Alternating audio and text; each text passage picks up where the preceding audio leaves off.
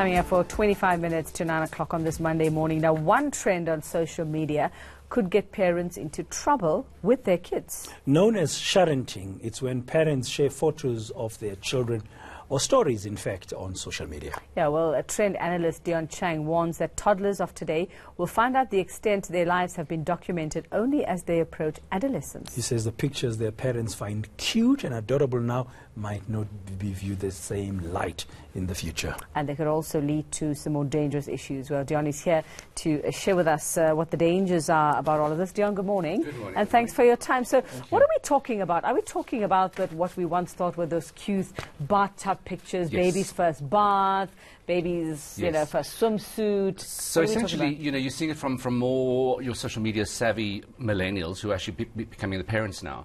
And they are starting to document everything from the first sonar scan, to the gender reveal of the baby, and then it starts with the entire documentation of your child's lives. But what's interesting is your Gen Zs, the teenagers, who are now starting to actually push back against their parents because they're the ones that bear the brunt of cyberbullying. They're the ones that bear the brunt of knowing what's about privacy, data exchanges, all of that kind of stuff. And they're saying, you didn't ask me permission to do that. So some people sort of misread that and say, oh, well, they're so, self-obsessed, shouldn't they just allow their parents to do that? But actually, no. These are the really tech-savvy kids. So we're actually talking that the dangers really are about location geotagging, like you said. Yes. The cute bath picture. It opens your child up to online grooming from predators. It just something about, oh, my child's gone to the doctor. You're basically giving out location. You're giving out medical data. You're giving out a whole lot of stuff. Birthdays, all of that thing. And if you come into our world of flux for the future of it, we are starting to see facial recognition mapping.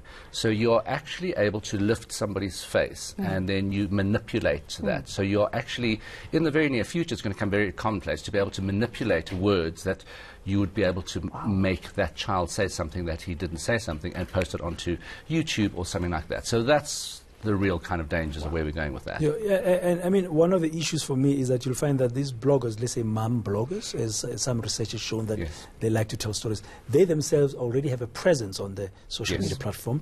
Therefore, they're like an influencer of sorts. Sure. And then they are doing these things, and other moms are watching this and thinking, wow, I could do this, but nobody's considering the rights of the child. Exactly. So, and that's the big debate. So people, say, but what rights do those children have? We're only scratching the surface now as adults, of the ramifications of data privacy and where all of our data is going to go. So look what happened with who's Facebook last year. it, all of that kind of thing.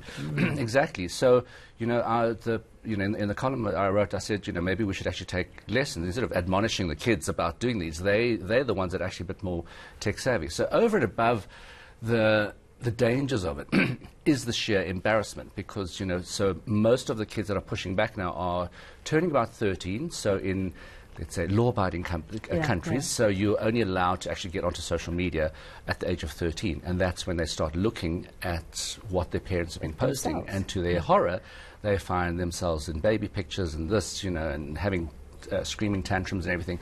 And what I think parents, I don't think, parents don't do it, with any malice. But what you are not realizing is that when that child gets his first job or goes for the first interview, all of those baby pictures and whatever you've posted is going to haunt them into adulthood. Yeah, but just on that, the intention might be good, but sometimes they co-opt stories of their kids and visuals in sponsorships related kinds of posts, and where they can make money. Well, they're hoping the kids are going to be the next internet sensation, I suppose, or YouTube star, whatever it is. You're seeing a lot of Generation Alpha, which are the little toddlers, 2, 3-year-olds, becoming sort of internet stars, and you think, but there's something else that's manipulating behind that, and it's not just to show off and say, look what my child can do. Yes, exactly. But I mean, as somebody who used to post a lot on Facebook, I often, as a mum, thought of it, Dion, as a way of keeping my photos safe. Yes. It's going to be there if my phone got stolen, like it was in a robbery, or if whatever, and I lost my camera. I know that those pictures are there.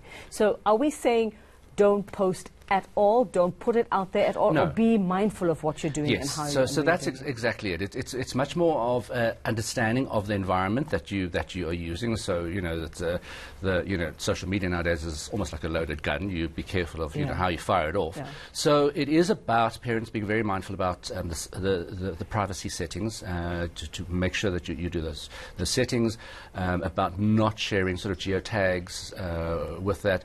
If it's sort of bath time, there's recommendations that you only show the back of the child's head, not the face. There's just certain things that you've got to be a little bit mindful of. So we're not saying no, you don't show. You can suck the joy out of a lot of parents' lives for doing that. Yeah. But it really is being very, very careful, because those dangers are very, very real. Yeah. And it's just something we're starting to understand. Like I said, that the facial recognition that we're tracking is a really scary thing, and what you are able to do with that is something your parents don't want to contemplate down the line. I must say this, and don't laugh at me, both of you. I miss the good old days of the photo album. I know. Where you have the photo album, you put it there. Nobody else will see it unless you show it to them. You put anything out into the ether, everybody's going to see it. Yeah. And there are the good people who are going to see it. Then admire, there are the bad ones who are going to use it for the wrong things. No, absolutely. That's our reality today. And that's the reality. Yeah, I like the good old-fashioned ways. Don't worry, I'm not laughing at you. I'm with you on that. Thanks, Dion. Thank you very much. Dion Chang, of course, just talking to us there about this new global trend of sharenting, where mums and our parents and fathers, in some cases, are sharing stories and pictures of their children. Be mindful what you post. Oversharenting. You're oversharenting. Okay, well, let's